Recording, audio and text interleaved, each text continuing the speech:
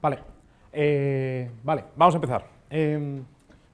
Para los que no me conozcan, soy Pablo Gómez, estoy doctorando en la Universidad de Valencia y nada, vamos a hablar de objetos buenos en matemáticas, geometría dócil y teoría de modelos.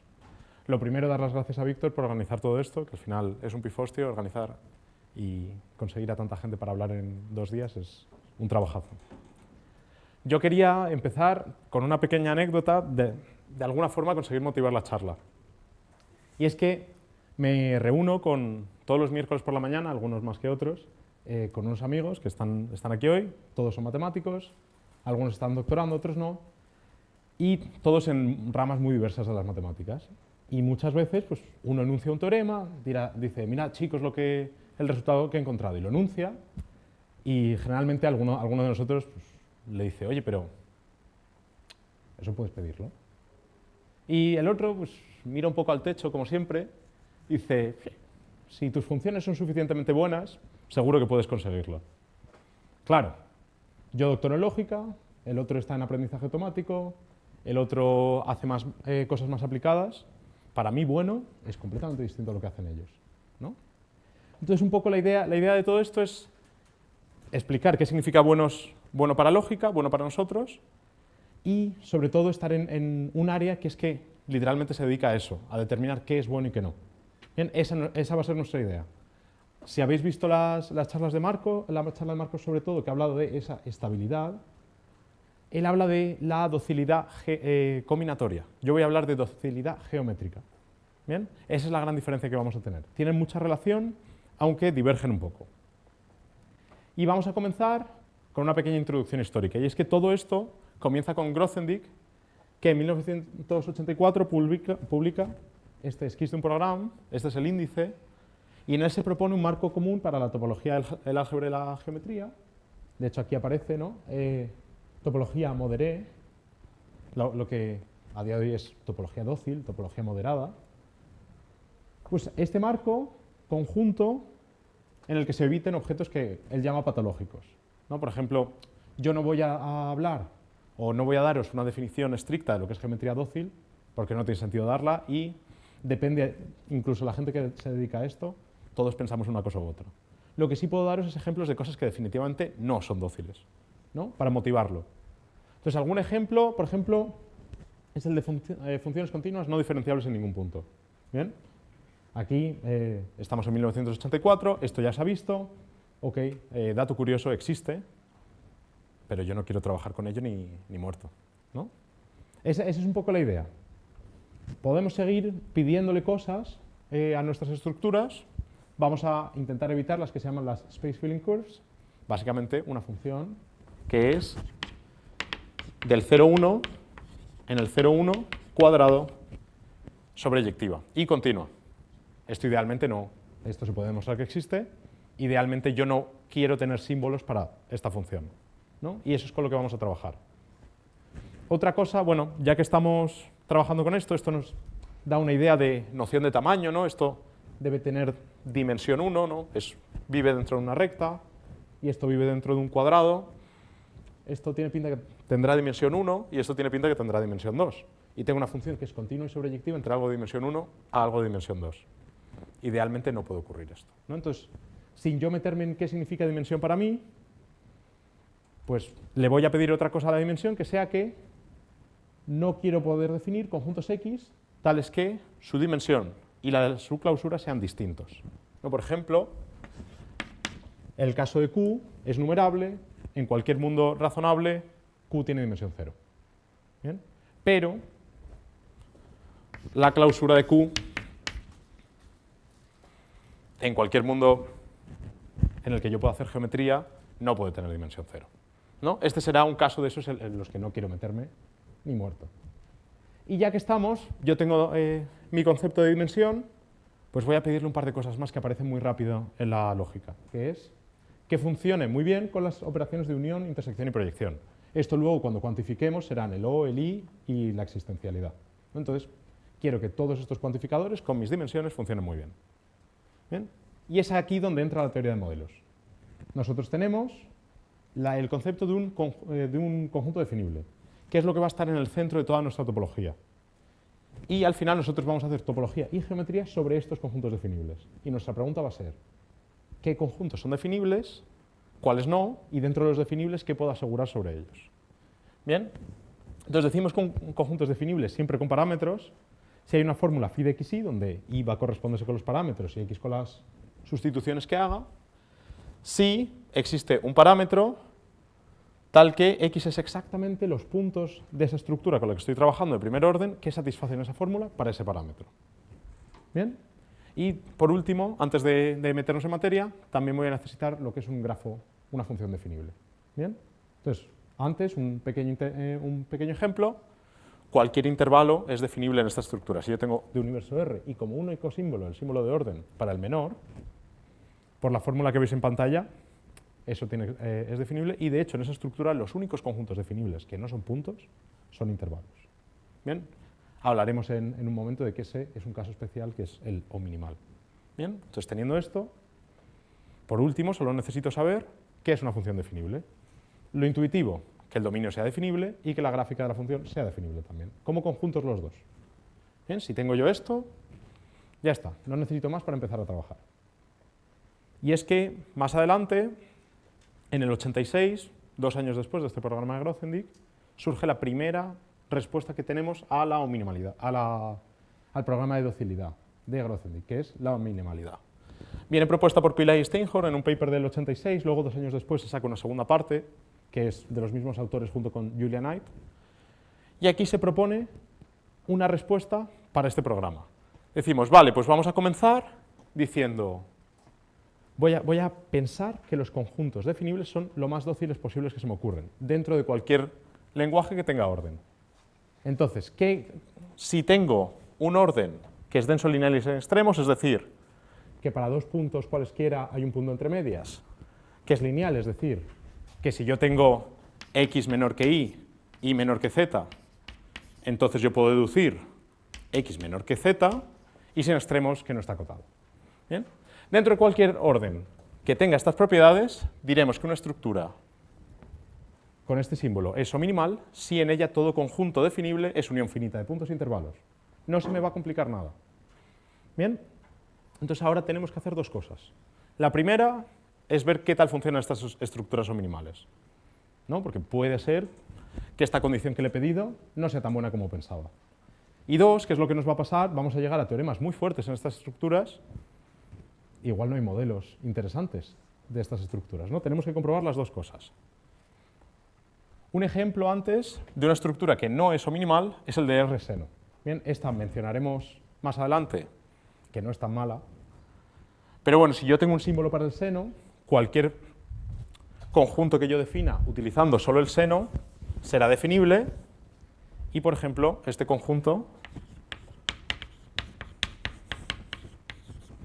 es una unión infinita de puntos, ¿no? Por ende, esta estructura que tenemos aquí no puede ser O minimal. Intuitivamente, esta estructura no es tan mala. No puede serlo. Entonces, en la segunda parte de la charla, cuando empecemos a relajar la O minimalidad, pensaremos en esto y diremos, pues vamos a dar una nueva noción que no sea tan mala, ¿no? Porque esto no lo es. Bien, primer teorema que encontramos muy importante en O minimalidad, que es el de monoticidad. Bien, o depende de la traducción, hay otro término.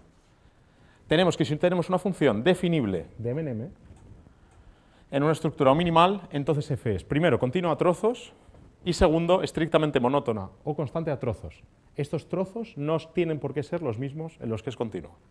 Es decir, una función de este estilo puede ocurrir. ¿Bien?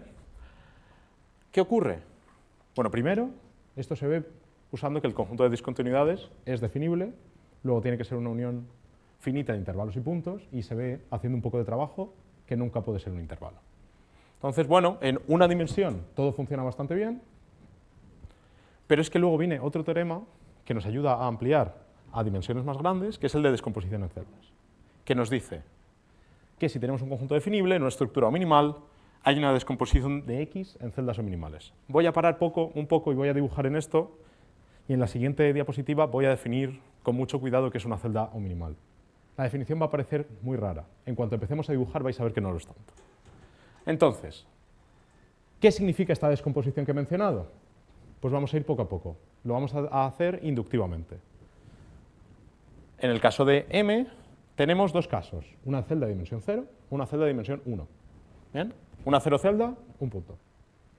Y una 1 celda, un intervalo. Estamos en una estructura o minimal. Entonces solo tenemos estos dos candidatos. Y ahora voy a pasar y va a aparecer una definición recursiva un poco fea. Pero bueno, ahora vamos a definir lo que es una K celda en Mn. ¿Bien? Una celda de dimensión K en Mn. Para cualquier K menor o igual que n. Entonces, tenemos dos opciones, dos formas de definirlo. Primera, que la celda sea el gráfico de una celda por una función continua. ¿Bien? Y eso va a mantener la dimensión de la celda. Y si queremos aumentar la dimensión de la celda, vamos a tener que tomar la banda entre dos celdas. ¿Bien? Ejemplos.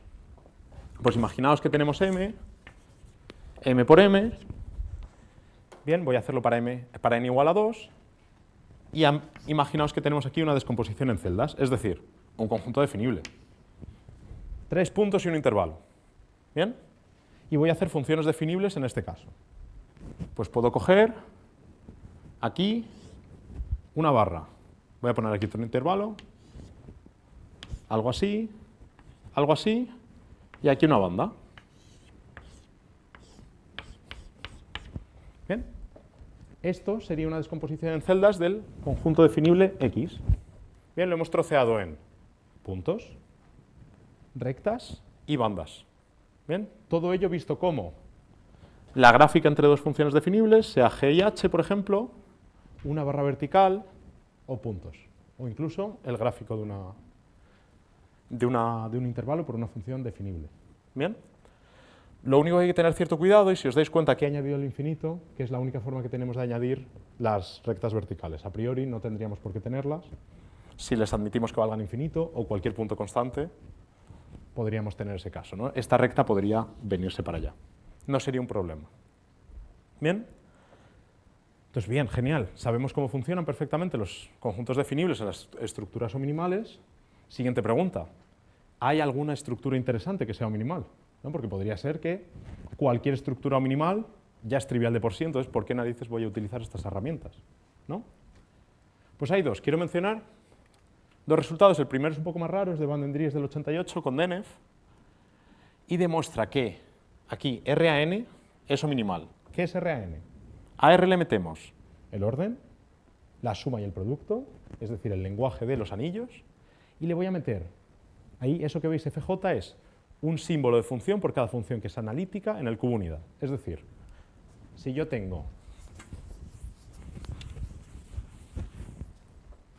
una función que es analítica aquí, esto es y cuadrado, en un trocito aquí, la restringo a este compacto y solo hago análisis en este compacto.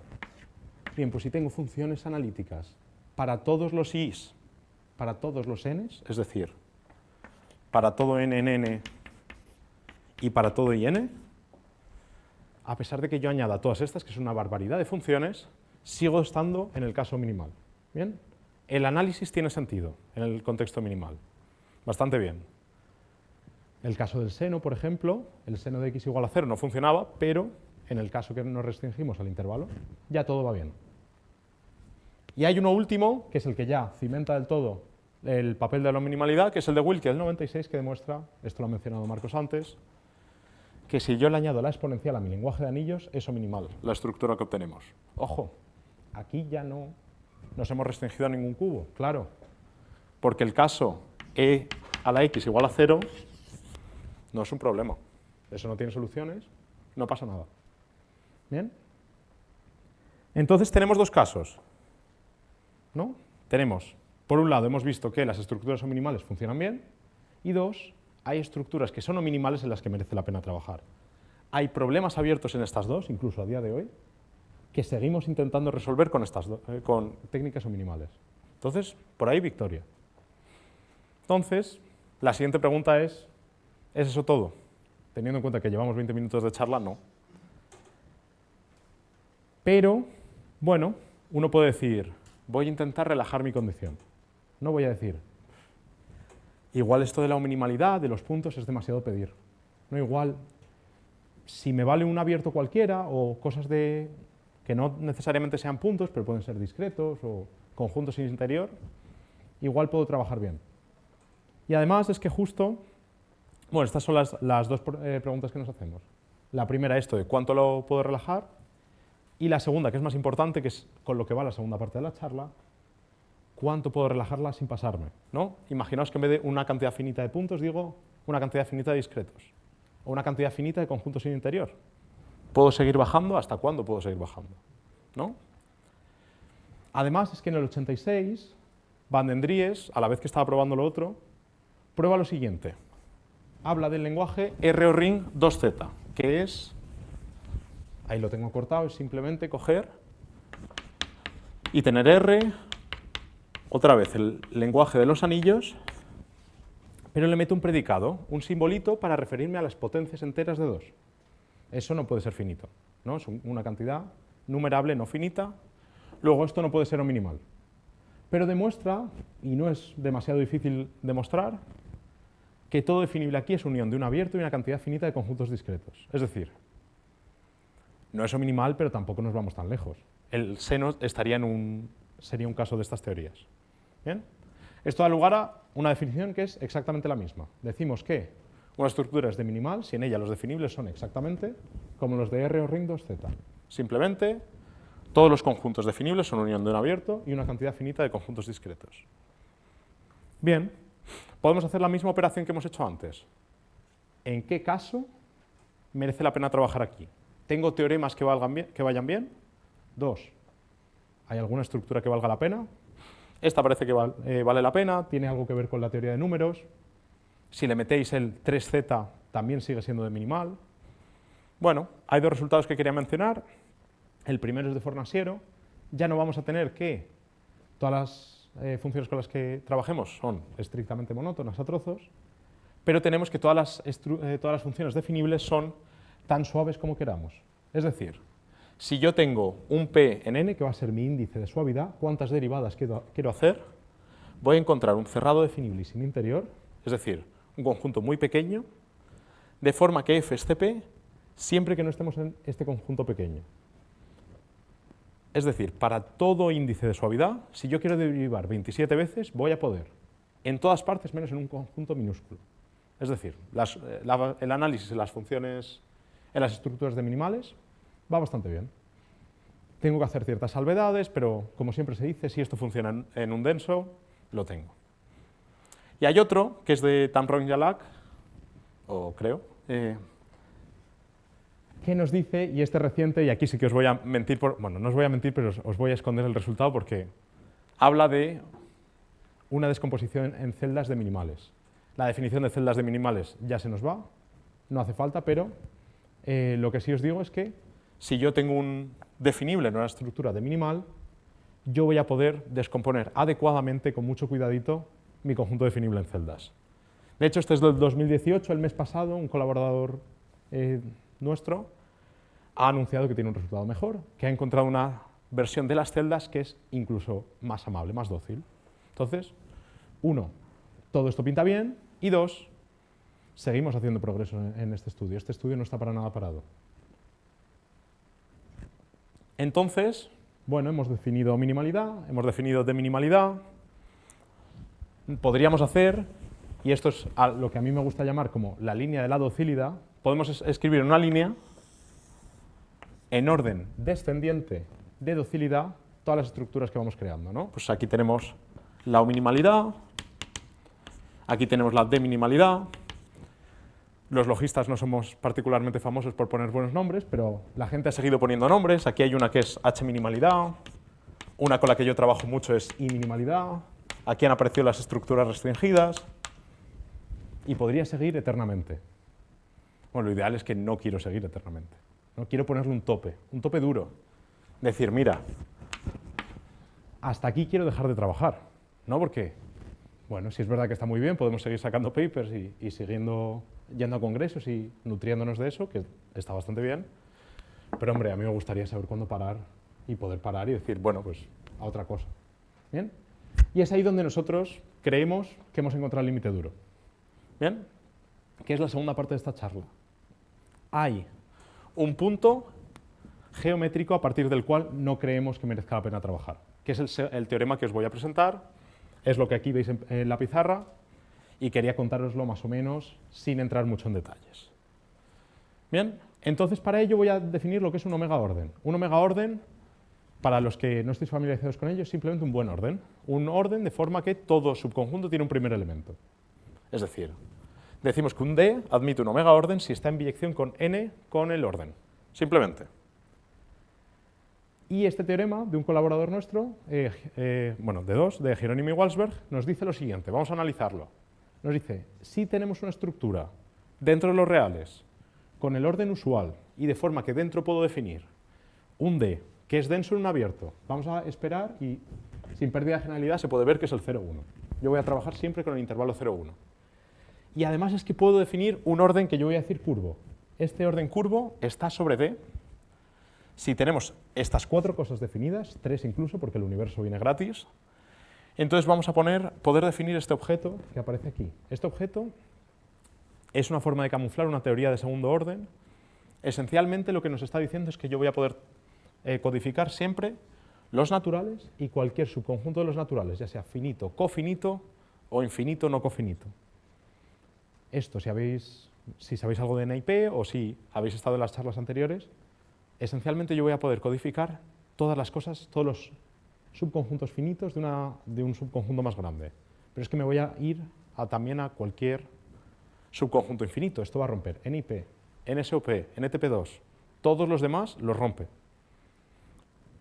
Entonces, para empezar, si esto es verdad, parece que estamos poniendo un límite razonable, ¿no? Porque todas las condiciones combinatorias que se nos puedan ocurrir se acabaron. Y aparte es muy interesante el hecho de que estamos haciendo una afirmación topológica y deduciendo restricciones combinatorias.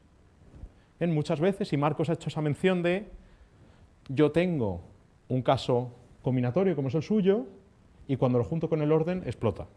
Bien, pues ahora estamos yendo en el otro sentido. Digamos que siempre convergemos a lo mismo.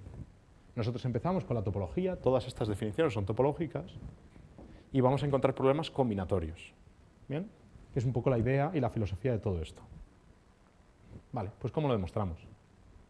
Lo primero, si yo quiero definir un subconjunto de n, tendré que tener n. Bien, y para ello tengo que definir lo que se llama la mejor aproximación por la izquierda.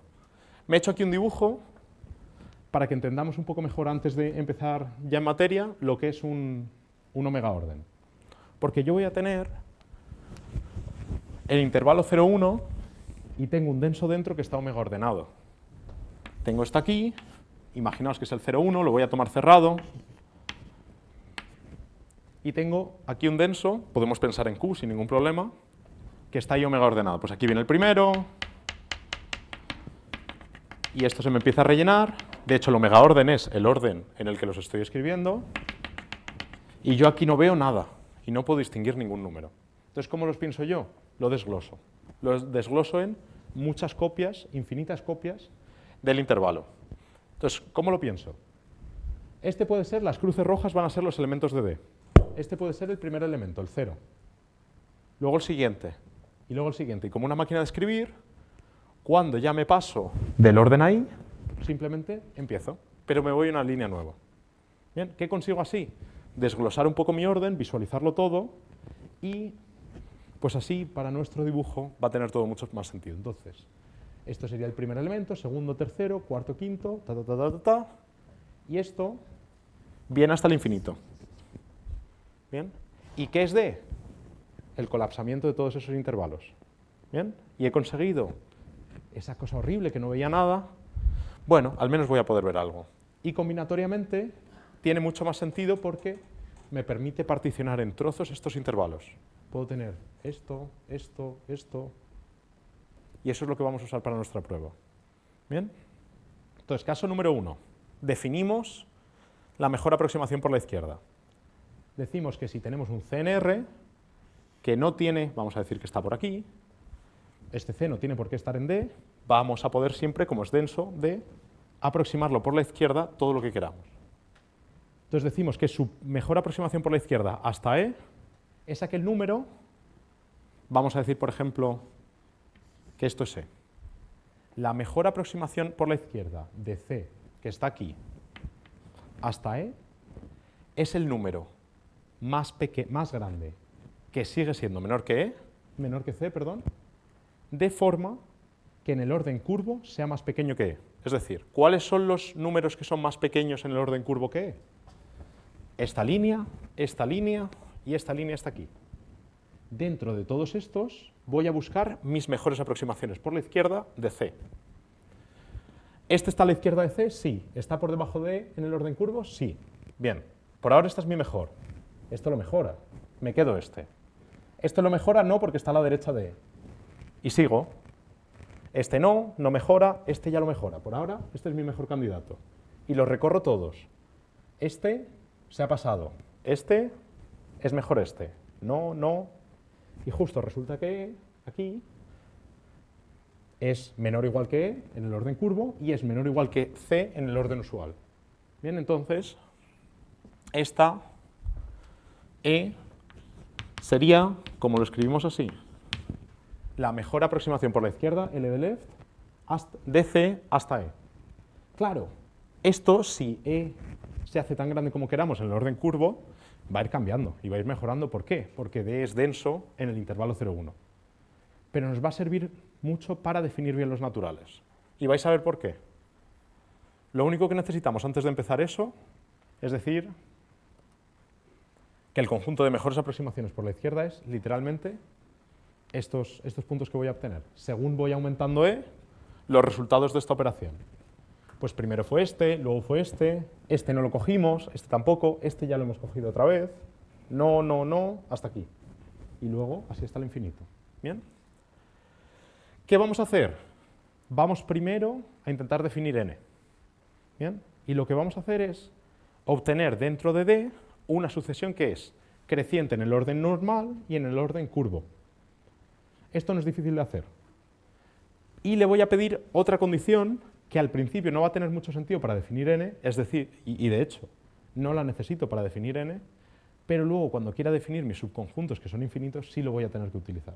Bien, entonces, al principio esta segunda condición que voy a pedir no va a tener ningún sentido, pero luego, pues, poquito a poco va a empezar a cobrar sentido y vais a ver por qué. Entonces vamos a definir n. ¿Cómo lo hacemos? Y por eso me he preparado el dibujo. Lo que ocurre es que como D es denso en el intervalo, las operaciones que voy a hacer en realidad siempre se pueden hacer. Pero para que te salga rápidamente en el dibujo, pues hay que tenerlo un poquito preparado. Entonces, para el primer elemento lo voy a coger aquí. Voy a decir 0. No pasa nada. Y a cada elemento le voy a asociar un intervalo donde voy a trabajar. El primero, como es el paso inicial, simplemente va a ser el intervalo entero. 0, 1. Siguiente, el 1 también lo voy a poner arbitrariamente, lo voy a poner aquí. ¿Bien? Y este va a ser el 1. ¿Qué voy a pedir? Voy a coger un nuevo intervalo de forma que no haya puntos anteriores al 1 en el orden curvo en el intervalo que voy a dar. Anteriores al 1 en el orden curvo solo hay uno, que es el 0. No es un problema para este caso, por eso lo he definido así trivialmente a mano alzada. Bien, entonces, pues por ejemplo, con que no tenga esta parte ya me vale. Segundo intervalo, este de aquí. Y ahora es donde la cosa se empieza a complicar un poco. Voy a buscar un siguiente punto. Le voy a pedir lo primero, que esté más adelante del 1 en el orden curvo, porque quiero una sucesión que sea creciente en los dos. Creciente en el orden curvo, pues tendré que buscar en este o en todas las líneas que vienen por debajo. Y creciente en el orden usual, lo único que le pido es que esté en este intervalo. Y aquí es donde viene la condición que es un poco trampa al principio. Voy a pedir que todos los cortes antes del 1 queden representados. ¿Qué quiere decir esto? Voy a pedir que antes del 1, en este caso solo está el 0, pero el 1 y el 0 me cortan este intervalo 0, 1, en este caso en dos trozos. En este de aquí y en este de aquí. ¿Bien? Pues voy a pedir que esos dos intervalos tengan un representante más adelante. Esto a priori no tiene ningún sentido. Simplemente cuando vas a la segunda parte de la demostración veréis por qué. ¿Bien? Y por eso me he preparado el dibujo. Entonces, sigo con el 1. ¿Me he encontrado un representante de este intervalo? Sí, es este. ¿Me he encontrado, sigo, ¿me he encontrado un representante de este intervalo? Sí, este de aquí. Entonces, esa condición de representación ya la tengo. Ya puedo seguir todo lo que quiera, que ya les tengo representados. Entonces, cogeré el primero en este intervalo que esté más adelante del 1 en el orden curvo. Este no, porque no teníamos la representación. Este no, porque no estamos en el intervalo que me toca. Pero este ya sí. Porque tengo las dos cosas. Estoy por delante del 1, estoy en el intervalo en el que quiero buscar las cosas y ya tengo representados todos los cortes. Pues os presento al 2. ¿Bien? Y vamos a repetir esa operación todo el rato. El 3 es aún más complicado porque antes teníamos 2 cortes, ahora tenemos muchísimos más. Tenemos este corte de aquí, este corte de aquí, este de aquí, este de aquí y este de aquí. ¿Bien? Entonces tendremos que avanzar muchísimo en nuestro orden curvo para encontrar el resultado. Pero se va a poder hacer, claro, porque otra vez D es denso en nuestro intervalo. ¿Bien? Para el 3, simplemente voy a seguir avanzando y otra vez yo quiero un intervalo aquí de forma que no haya ninguno antes. Y aquí es donde voy a buscar mi siguiente punto. Entonces avanzo y voy a ir marcando puntos de mi sucesión. Avanzo y llego a este. Ya tengo primer representante de este intervalo. Avanzo. Este intervalo ya está representado. Este viene representado aquí. Es aquí donde entra en juego el haberse preparado el dibujo. Este intervalo de aquí ya está representado por este. Este de aquí viene representado por este. Y este de aquí viene representado por este. Entonces, a partir de este de aquí, ya podemos buscar. Y como este además está por delante del 2 en el orden usual, me lo puedo quedar. Con todos vosotros el 3. ¿Bien? Vamos conociendo nuevos números. ¿Qué ocurre? Esta operación no es trivial en absoluto, pero solo estamos usando que este orden es denso, que este orden es un buen orden, que las secciones iniciales son finitas, y ya estaría. ¿Bien? Y aquí he querido hacer un salto, y la flecha esta indica que aquí puede haber muchas más cosas. ¿Bien? Pero vamos a suponer, y eso lo voy a necesitar para la segunda parte de la demostración, que esto es el 4.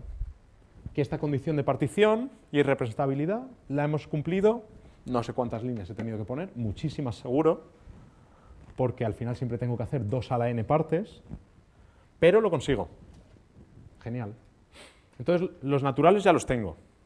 Ahora me falta definir todos los conjuntos finitos, con complementario finito, e infinitos sin complementario finito. Es decir, queremos definir partes de n. Los conjuntos finitos trivial, ¿no? Porque pongo x igual al primero, o x igual al segundo, ta, ta, ta, ta, ta. Los cofinitos, como es el complementario de un finito, x distinto de tal, x distinto de tal, ta, ta, ta, hasta el final. Problemón. Los infinitos no cofinitos. ¿Por qué? Porque yo no puedo poner con fórmulas, una cantidad finita de fórmulas, a priori, no puedo expresarlos. Y es aquí donde vamos a trabajar todo el rato sobre el dibujo. Y en el centro, y por eso quería contar este teorema, y por eso este teorema me parece tan importante y bonito, sobre todo. Solo voy a utilizar una cosa, la densidad, dos cosas, la densidad y el teorema de Weierstrass para intervalos cerrados, acotados y encajados. Cualquier alumno a estas alturas de primero de análisis de variable real puede demostrar este teorema. En verdad, no hemos usado nada. Otra cosa es que se nos ocurra, que es ahí donde viene lo importante y es donde viene el trabajo. ¿Bien? Entonces voy a borrar un poco y vamos a asumir que todo esto ya está bien, ya tenemos nuestros naturales y sobre todo, importante, ya puedo escribir mis naturales. Como los he definido, yo ya tengo un símbolo para los naturales, los voy a llamar E. Pero si yo tengo E, yo esto ya lo puedo escribir.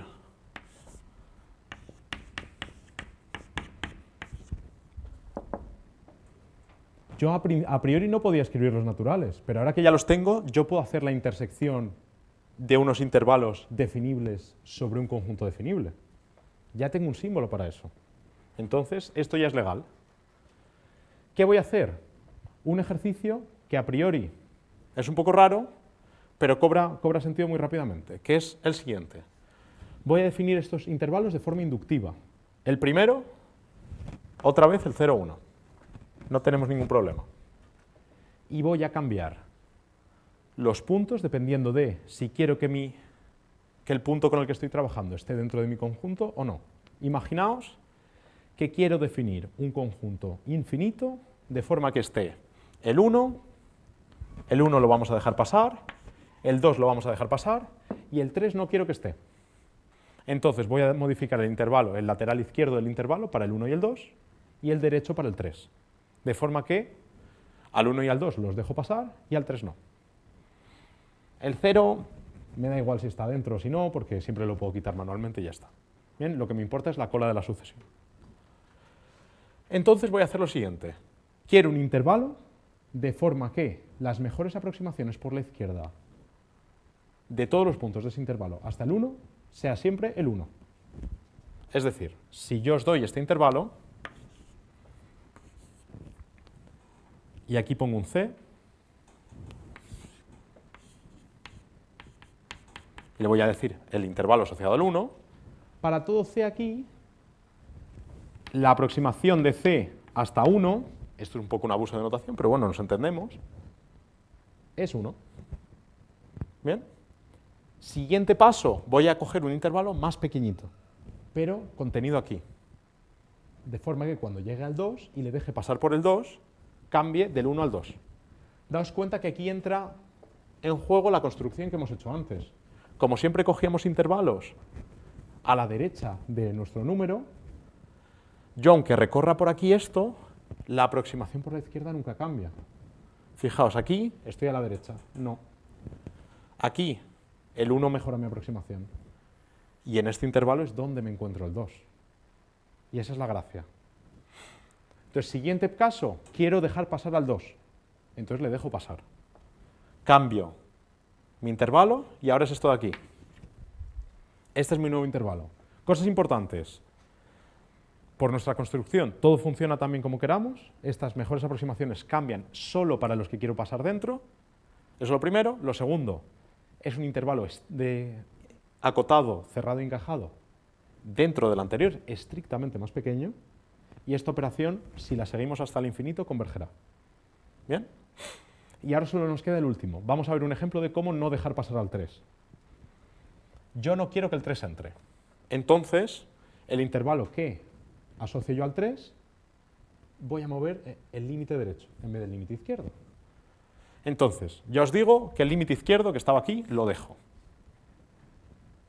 Y claro, yo quiero un intervalo de forma que el 3 no pueda ser aproximación por la izquierda en ningún punto de ese intervalo. Entonces, tiene que estar a partir de aquí, ¿no?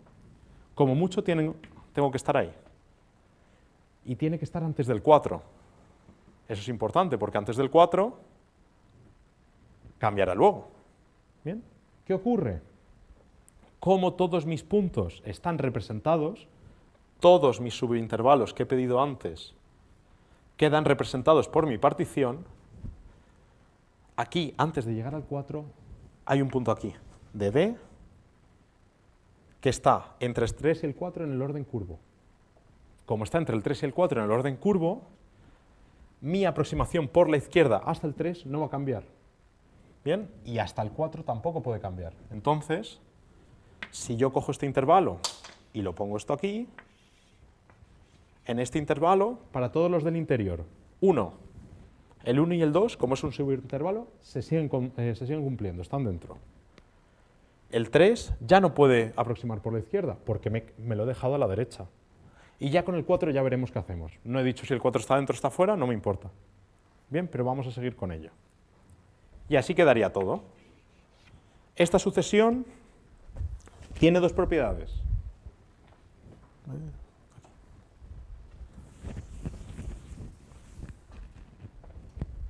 Dos propiedades. Uno, LC EI distinto de LC EI más 1. Sí, solo sí. E más 1 está en mi conjunto F que estoy intentando definir. Eso es lo primero. Y segundo, que es lo importante, existe A en la intersección de estos. Y ese A es único, porque estamos trabajando sobre los reales. Entonces, primero, todo lo tenemos. Este conjunto LA cortado con E es F, el conjunto F que quiero yo definir. Y esto, definible, definible, porque existe. La intersección de definibles es definible. Luego este conjunto infinito nos queda también definible. Hemos definido partes de n. Entonces, queda demostrado nuestro teorema. Pregunta número 1, ¿es esto tan malo? ¿Bien? Igual es tan malo que se ha roto el ordenador. Vale, ya lo tenemos. Es tan malo que puedo definir el conjunto de Cantor. El conjunto de Cantor, hablo del conjunto de Cantor habitual, el de los tercios. Este conjunto es lo que se dice perfecto, es todo lo contrario y ser denso. Bien, no puedo utilizarlo, pero puedo utilizar el complementario del conjunto de Cantor. Imaginaos que yo tengo el intervalo 0, 1. Y esto es 0, 1 tercio, 2 tercios, 1. Bien, entonces lo que hacemos en el conjunto de Cantor es coger los extremos de esos intervalos y me los guardo. Y voy haciendo un orden hacia abajo. Y el dibujo va a aparecer mucho el de aquí.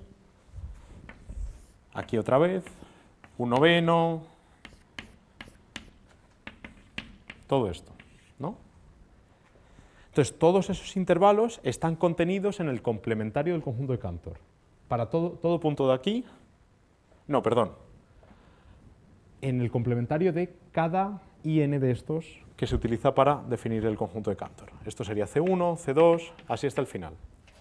Lo que sí seguro, por construcción, es que el punto medio de este intervalo no está en el conjunto de Cantor. Este no está, este tampoco, y este tampoco. Ni este, ni este, ni este, ni estos de aquí. De esta forma, la unión de estos puntos están contenidos en el complementario del conjunto de Cantor, son densos en el intervalo 0, 1 y están, por definición, omega ordenados. 1, 2, 3, 4, 5, 6, para adelante. Entonces, he definido sin problema el complementario del conjunto de Cantor, el conjunto de Cantor también. ¿No? Entonces, ¿es esto tan malo? Sí, tan malo como sea. Porque yo lo último que se me ocurre es derivar en un fractal. ¿No? Tiene que ser horrible. Entonces, este es un poco el resumen. Creemos que este teorema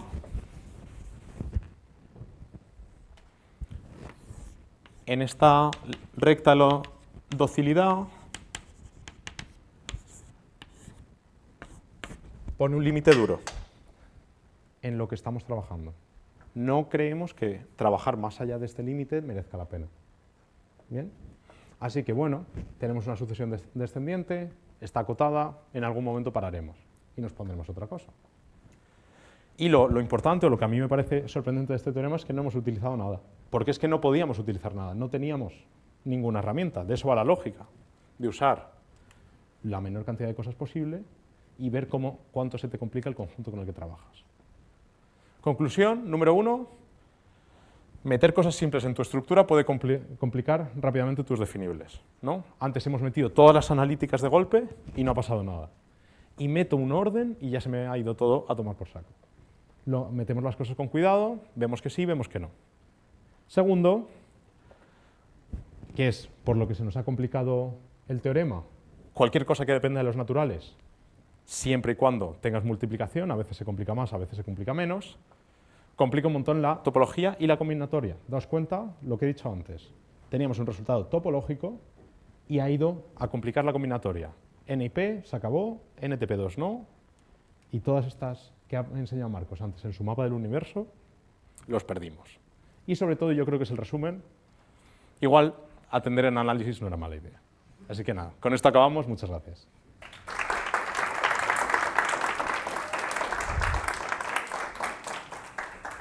También hay aquí una bibliografía, pero preguntadme y os la paso, porque hay un par de cosas que al final he quitado y ya está. Pues nada, si tenéis preguntas, decidme.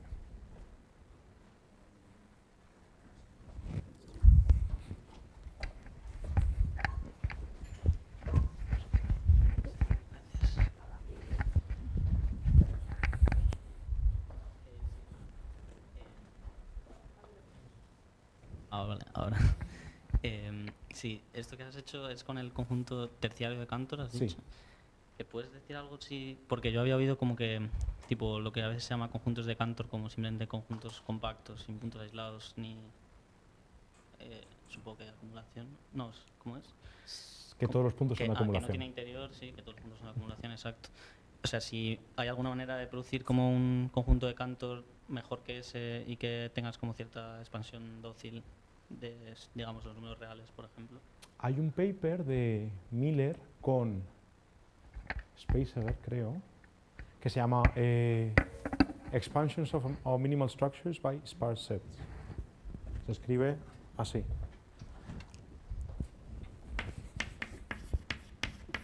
Que si no me equivoco mal es del 2004, algo del estilo. Y aquí Miller demuestra que tú en realidad, si amplías, imagínate que tienes R, y le pones un predicado para un conjunto pequeñito, que llama sparse, tienes que esta estructura,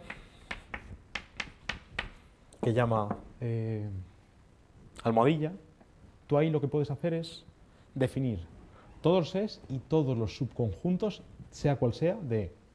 Bien, o sea, tienes que pedirle un par de cosas a E, que sea pequeñito de cierta manera. Pues esta estructura, todo definible es, o tiene interior o es nowhere dense, que es que la clausura no tenga interior.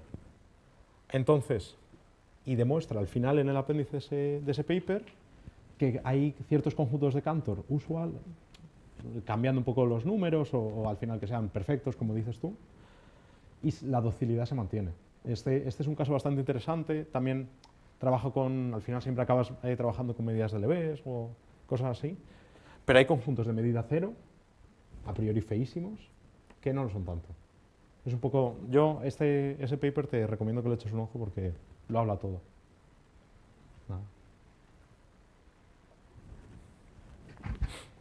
Me dejas a mí así el micrófono no llega hasta allí y luego vuelve. Me dejas a mí la duda primero y así el micrófono no vuelve. Yo lo mío es una actual duda de, me he perdido una cosilla. Cuando has empezado a definir lo de mejor aproximación por la izquierda, has hecho lo de E es la mejor aproximación por la izquierda de C hasta E.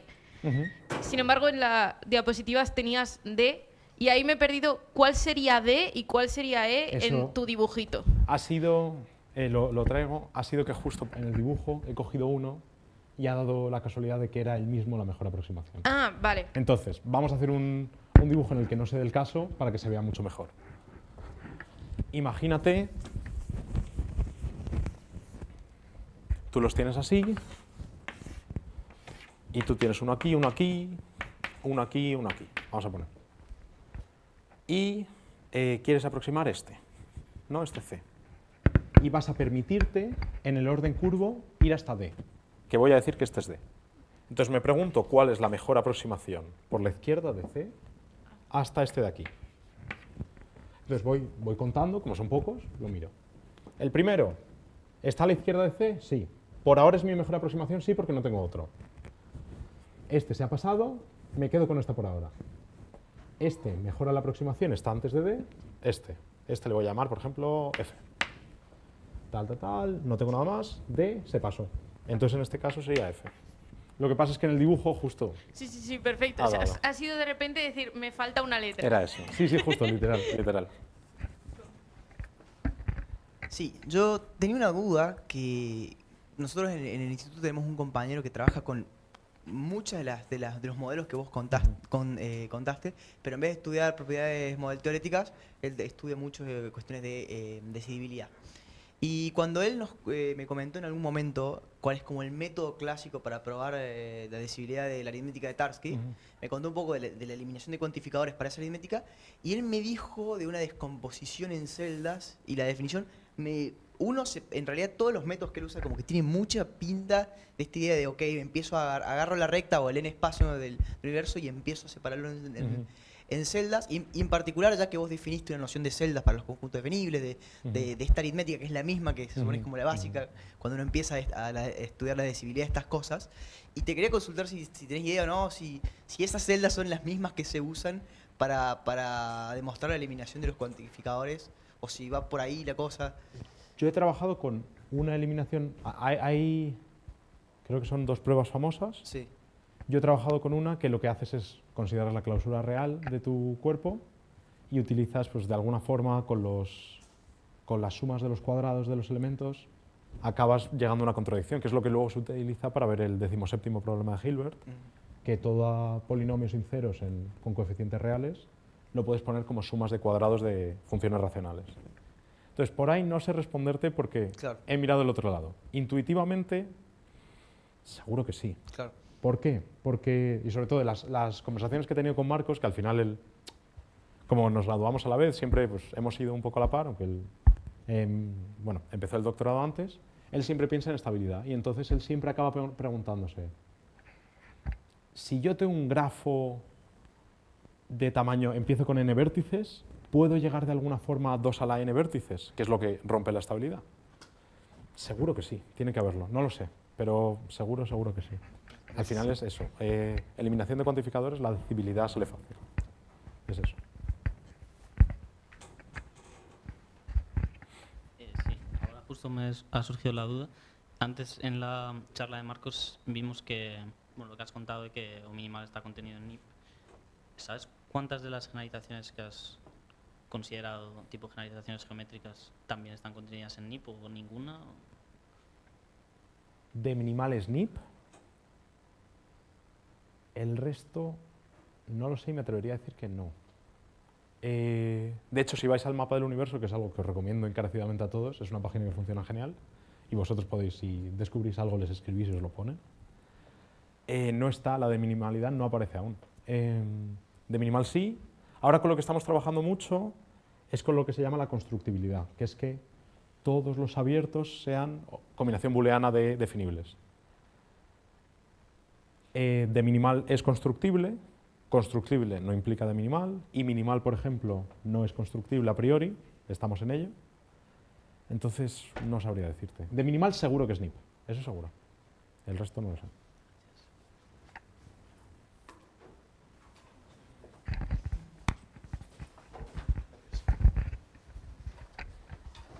Yo quería preguntar sobre cuando estabas demostrándonos el teorema para las condiciones suficientes para la no docilidad, sobre el paso principalmente en el que usas el teorema de los intervalos encajados de Weierstrass.